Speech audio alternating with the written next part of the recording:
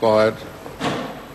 Honourable John Boscawen. Thank you, Mr Speaker. It's a pleasure to stand and take a call on the spending cap People's Veto Bill.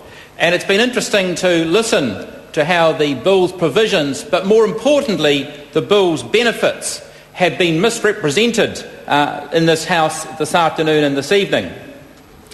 Let me just take a minute to reflect on some of the key provisions in this bill.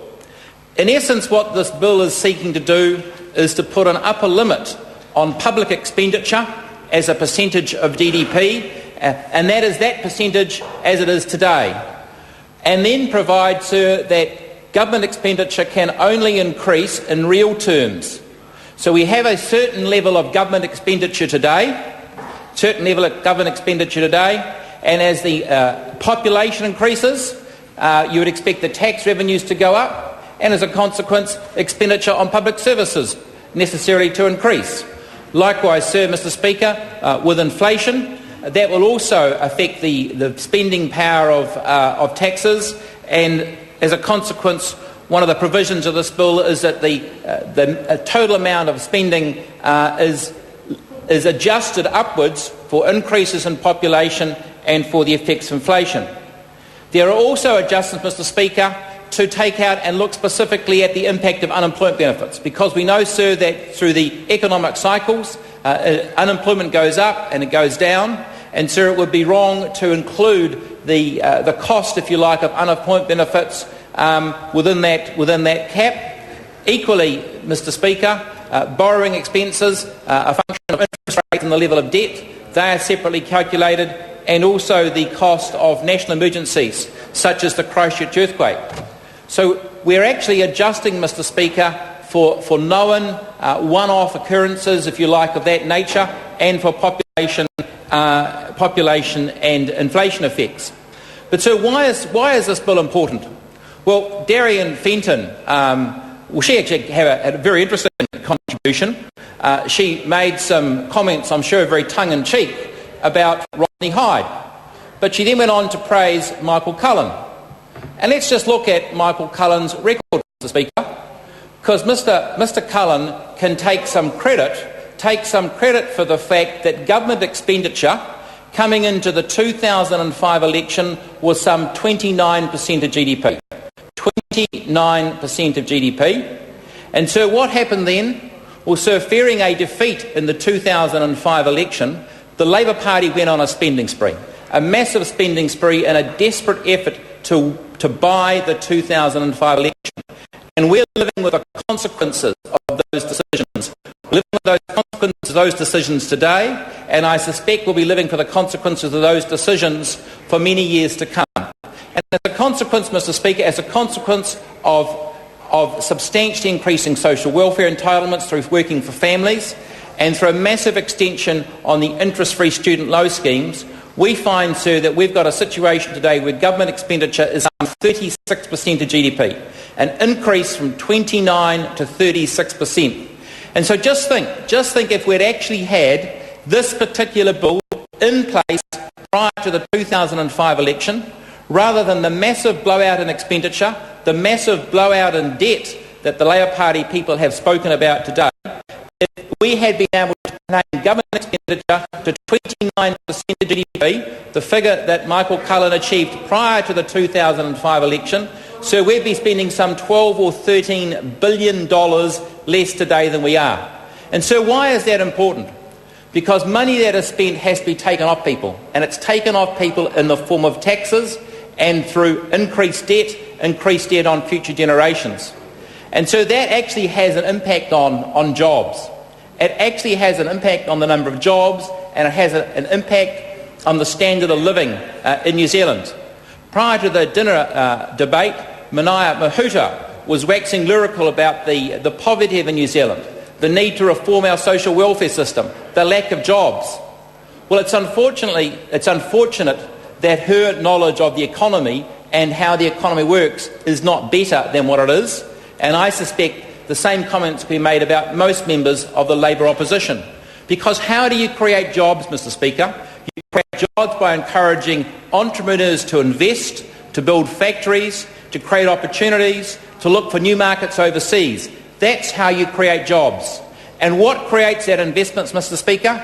It's the potential return an entrepreneur, a businessman will get from investing. And so we live in a global marketplace. And the investors of the world are free to invest in New Zealand, in Australia, in Asia, United States. We are competing for capital. And if we want to attract capital, Mr. Speaker, to New Zealand, if we want to create capital, if we want to create the investment and the sorts of jobs the Labour Party say are so precious to them, we need to have a system, sir, that incentivises people to invest in New Zealand. And the way to do that, sir, is to ensure that those entrepreneurs, those businessmen, those people saving, sir, those people working, have the greatest possible return. And the way you do that, Mr. Speaker, is you reduce wasteful government expenditure, you bring government expenditure under control, and you allow New Zealanders to keep more of the income they earn. Sir, I mentioned earlier the massive spending spree that went on after the 2005 general election. Well, we sure know that one of the things that was implemented was a substantial extension to interest-free student loans. And so when the student loan scheme started, there was a write-off of some 11 cents in the dollar. So for every dollar that was borrowed, the government ended up writing off about 11 cents and 89 cents. 89 cents was repaid, Mr. Speaker, during the early to mid-1990s. By the time we got to 1999, the government was writing off 23 cents in the dollar and students were only repaying 77. And so fast forward the clock to 2009, the write-off is now approaching 50 cents in the dollar and students are only repaying half of what they borrowed. And why is that, Mr. Speaker? It's because there was no control on government expenditure. There was no control. The Labour Party put in plan to buy the election. We had this massive blowout in expenditure, and if it actually had this very bill, if we'd actually had the spending cap people's veto bill, that may well not have happened. We may well today have government expenditure at the 29% of GDP as it was under Michael Cullen in 2005. The government may be spending some $12 or $13 billion less, and we may well have, sir, the investment and the jobs that the Labour Party are very happy to wax lyrical about. So I was also interested in the comments of Russell Norman before the dinner debate.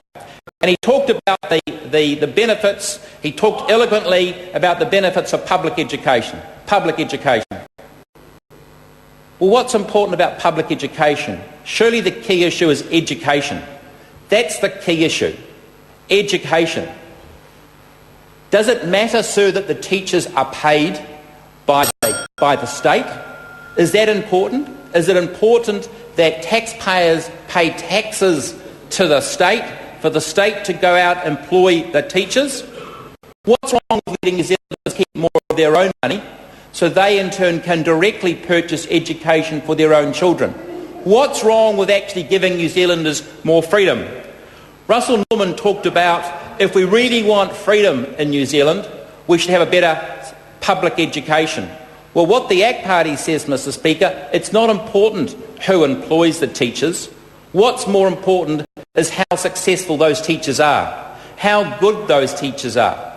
And what we say, sir, is we say you need to let New Zealanders keep more of their own money, let them have the freedom, let them go out there and choose whether they want to send their children to a state school where the teachers are paid for by the taxpayer through taxes or an independent school. Actually have freedom. Let New Zealanders have choice and let's ensure that those opportunities are funded equally. It is the role of the state to collect taxes and to fund education, but there is no reason why a person should actually have to pay twice. Pay their taxes and also pay for an independent education if that's their choice. And yes, I say to Mr. Russell Norman, we do stand for freedom. We do stand for freedom, and what we stand for is freedom and equal opportunity. Now, Mr. Speaker, this is a bill whose time has come.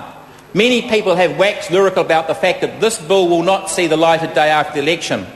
Well, I say to New Zealanders that if you want to see decent controls on government expenditure, if you want to see expenditure back at 29% or less of GDP, there's a very good way to do that. That's vote for the ACT Party with your party vote, and to put us in a position where we've actually got some leverage on the incoming national government, because unlike Darien Fenton, I'm not in cloud cuckoo land. Member's time has expired. Michael Woodhouse.